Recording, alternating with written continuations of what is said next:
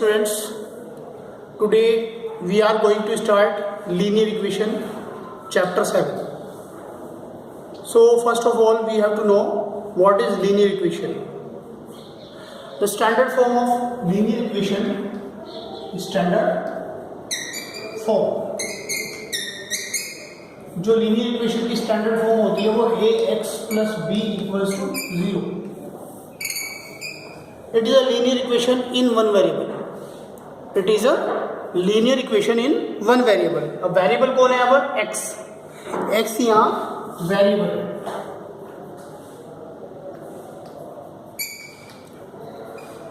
And a कौन है यहाँ पर? Coefficient. a is coefficient किसका? of x. A is the coefficient of x and b is a constant value.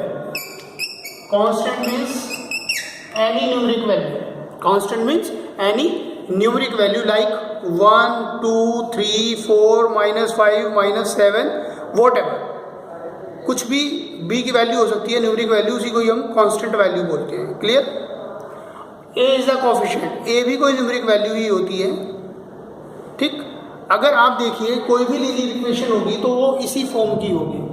जैसे अगर मैं एक लीनियर इक्वेशन का एग्जांपल आपको दूं तो वो क्या होगा?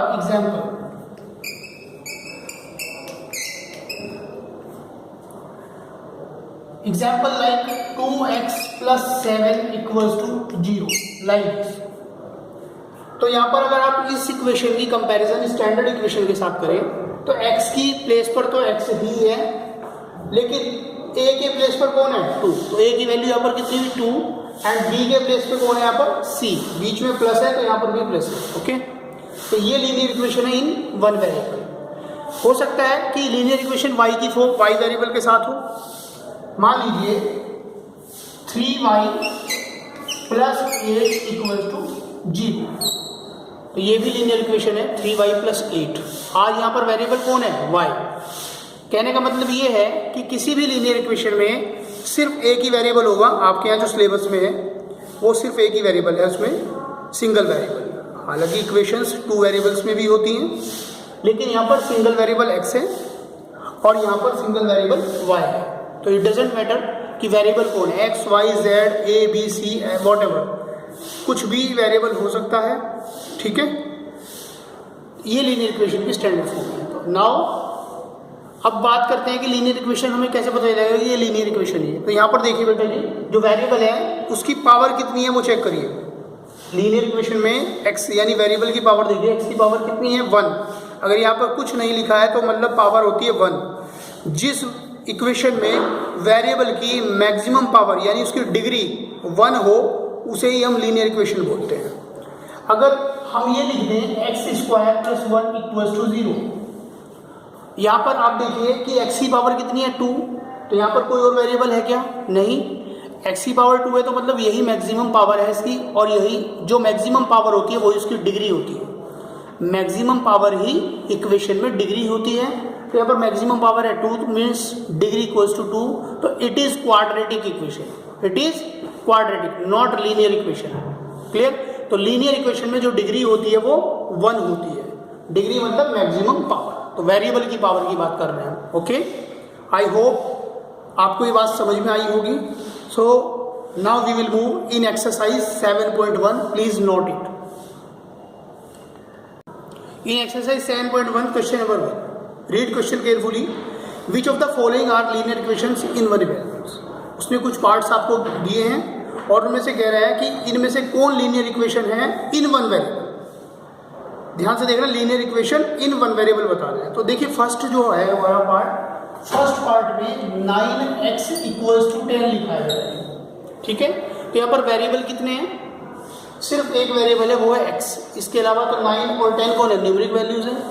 तो x वेरिएबल है, इसके अलावा कोई वेरिएबल है वो आगे यहाँ पे. यानी वेरिएबल को डिनोट करने का तरीका होता है अल्फाबेट, कि हम वेरिएबल्स को अल्फाबेट की हेल्प से डिनोट करते हैं. ठीक है.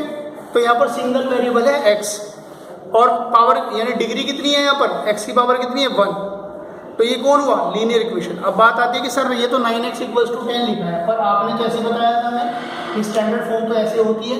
तो बिल्कुल यही तो होती है, 9x बीच में प्लस लिखिए और माइनस को 10 के साथ एडजस्ट कर लीजिए, प्लस माइनस माइनस ही तो होता है ना।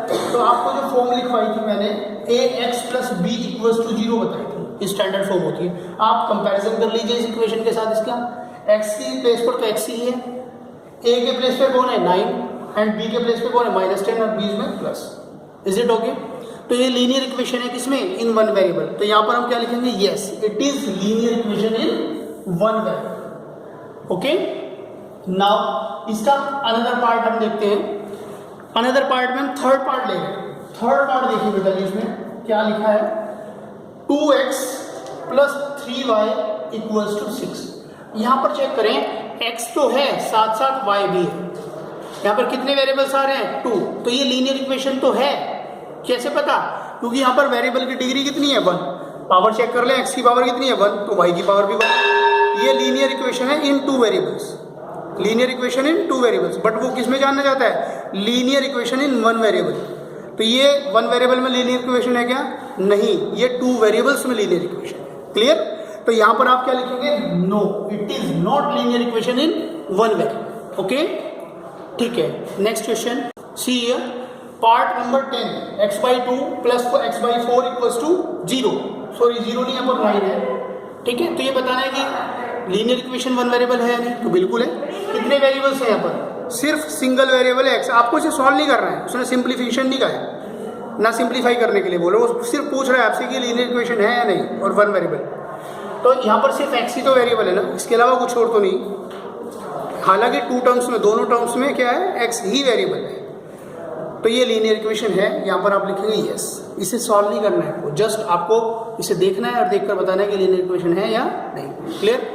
ऐसे ही ऑल पार्ट्स आपको करने हैं। Now question number 2, see question number 2, right a equation for each of following statement. यानी उसने कुछ स्टेटमेंट्स आपको गिवन है और आपसे क्या चाह रहा है, वो लीनियर इक्वेशन बनवाना चाहता है। अभी तक आपने उसने आपको क्या दिया था, लीनियर इक्वेशन दी थी। अब आपसे वो चाहता है कि वो वर्ड्स में लिखें और आप लीनियर इक्वेशन फॉर्म करें। क्लियर? तो read thrice a number is 48। इसका मतलब क्या हुआ, थ्राइस अ नंबर इज 48, यानी किसी नंबर का 3 टाइम्स कितना है, 14। इसका मतलब क्या है पर इक्वल टू। ठीक है, तो हमें पता है कि वो नंबर कौन है, वो कह रहा है थ्राइस अ नंबर, एक नंबर का 3 टाइम्स, तो हमें नहीं पता वो नंबर कौन है। तो हम यहाँ पर लिखेंगे क्या, late required number, late required number is x। ये क्या है हमारा solution. Required number is x, यानी जिस नंबर की वो बात कर रहा है थ्राइस अ नंबर, उसे हमने x एज्यूम कर लिया है। According to question thrice a number is 48, तो इज का मतलब तो होता है इक्वल टू, और इधर क्या लिखेंगे 48, क्या थ्राइस अ नंबर, यानी उस नंबर का 3 टाइम्स क्या है, इक्वल टू है किसके, 48। वो सिर्फ स्टेटमेंट जानना चाहता है, इसका सिंप्लीफिकेशन नहीं जानना चाहता है। तो आपको इसे सॉल्व नहीं करना है। अगर सॉल्व करना भी चाहते हैं तो 3 से इसे कैंसिल कर दीजिए, आपका सॉल्यूशन है। क्लियर? लेकिन आपको सिर्फ आंसर यहीं पर ही छोड़ना है, जो आंसर है आपका। ओके, वो सिर्फ जानना चाहता है कि लीनियर इक्वेशन कैसी होगी इस वर्ड प्रॉब्लम से। क्लियर? इस स्टेटमेंट से, तो आपको यहीं पर ही छोड़ दीजिए। Next second part, 2 times of a number added to 9 gives 13। Gives 13 मतलब वो कह रहा है कि 2 टाइम्स ऑफ अ नंबर, एक नंबर का 2 टाइम्स ऐड किया जाता है किसमें, टू 9 में, तो गिव्स यानी इक्वल्स टू कितना आता है 13। तो नंबर पता है क्या हमें, नहीं, तो इसे क्या करेंगे, assume late required number is x। हमने उसे नंबर को x मान लिया है और ये हमारा सॉल्यूशन है। यहाँ पर क्या करेंगे, अकॉर्डिंग टू क्वेश्चन।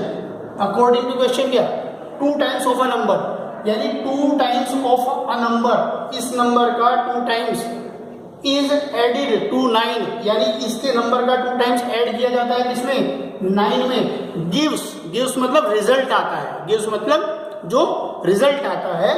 तो रिजल्ट कैसे आता है, इक्वल के अदर साइड में तो आता है, तो इक्वल कितना आता है 13, और it will be your answer. अब बात आती है कि सर आप हर बार x को ही क्यों एज्यूम कर रहे हैं, आप a क्यों एज्यूम नहीं कर रहे हैं या y एज्यूम क्यों नहीं कर रहे हैं। तो it depends on you, you can select x, y और z, any alphabet to represent any variable. Okay, आप यहाँ पर x को एज्यूम ना करें, आप y एज्यूम कर लें, आप z एज्यूम कर लें, जो आपका मन करे वो वेरिएबल आप ले सकते हैं यहाँ पर। ऐसा नहीं कि सर ने x लिया है तो मुझे भी x ही लेना है, आप t ले लीजिए। ओके, इस तरीके से आपको ऑल पार्ट्स करने हैं। इसका देखिए any other part, fourth part हम ले रहे हैं यहाँ पर।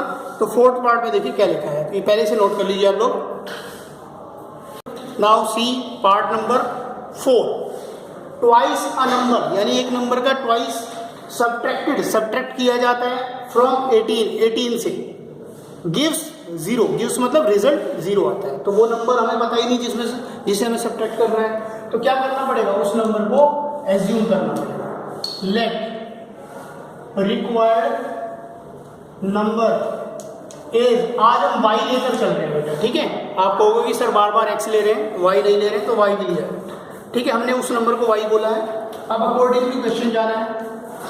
सबसे पहले उसने क्या कहा है, twice a number is subtracted from 18। तो भैया 18 में से माइनस करना है, 18 को माइनस नहीं करना। देखिए फ्रॉम 18 यानी 18 से माइनस करना है। तो 18 से माइनस करना है क्या, ट्वाइस अ नंबर। तो नंबर क्या है हमारे पास, आज y है हमारे पास, ठीक है। 2y इक्वल्स टू, गिव्स का मतलब है इक्वल्स टू, यानी रिजल्ट आता है कितना, 0। तो it will be your answer. Okay, उसने बोला था यहाँ पर गलती मत कर देना, ट्वाइस अ नंबर। कुछ बच्चे क्या करेंगे, twice a number minus 18 equals to 0, जबकि ये आपके स्टेटमेंट को फॉलो ही नहीं कर रहा है। उसने कहा ट्वाइस अ नंबर, एक नंबर का जो 2 टाइम्स है वो कहाँ से माइनस करना है, सब्ट्रैक्टेड फ्रॉम 0 से माइनस हो, सॉरी 18, सब्ट्रैक्टिंग फ्रॉम 18 यानी 18 से सब्ट्रैक्ट करना है। और यहाँ पर क्या है, 2y में से सब्ट्रैक्ट कर रखा है आपने 18 को, तो ये गलत होगा, ये सही है। 18 में से माइनस करना है, twice a number gives result 0। Okay, ऐसे ही अदर पार्ट्स भी बेटा ये आपको करने हैं। और इसके अंदर जो पार्ट्स हैं आपके 15 पार्ट्स हैं, वो आपको करने हैं, ठीक बेटा जी। इसका 15 पार्ट जो है वो आप कट कर दीजिए, हॉर्स में है उसे लीव कर देंगे। इसका 10th पार्ट आप देख लीजिए। 10th पार्ट में लिखा है the difference between a number, कह रहा है the difference between a number. भाई डिफरेंस की बात कर रहा है तो कम से कम 2 होने चाहिए ना, एटलीस्ट 2 के बीच में डिफरेंस। तो difference a number and 1/3 of number is 38, यानी उसी नंबर का 1/3। तो पहले तो हमें नंबर पता होना चाहिए। इसी का अगर 10th पार्ट लें तो लेट करेंगे हम assume required number is x। Required number हमने x कहा। अकॉर्डिंग टू क्वेश्चन क्या बोला है उसने, बहुत पेशेंस के साथ आपको रीड करना है। कह रहा the difference between a number and 1/3 the number और उसके 1/3, उसी नंबर के 1/3 में जो डिफरेंस है वो कितने का है, 36 का है। तो यहाँ पर हमने लिखा डिफरेंस, डिफरेंस किसका है, कितना है, वो 36 है। और डिफरेंस कैसे, इसी नंबर में से माइनस करना है इसी का 1/3 पार्ट। तो इसी का 1/3 क्या होगा, x/3 होगा, और कितना आएगा, 36 आएगा। इस तरीके से हमें क्वेश्चन करना था। आप x नहीं लेना चाहते y ले लीजिए, तो y minus y/3 equals to 36, z ले लीजिए, z minus z/3 equals to 36। ये आपको स्टेटमेंट लिखनी है, क्लियर। तो इसके ऑल पार्ट्स आपको करने हैं। Now see question number 3। See question number 3, right the following equations is statement form, in statement form, clear. जो क्वेश्चन नंबर 2 है और क्वेश्चन नंबर 3 एक दूसरे के रिवर्स है।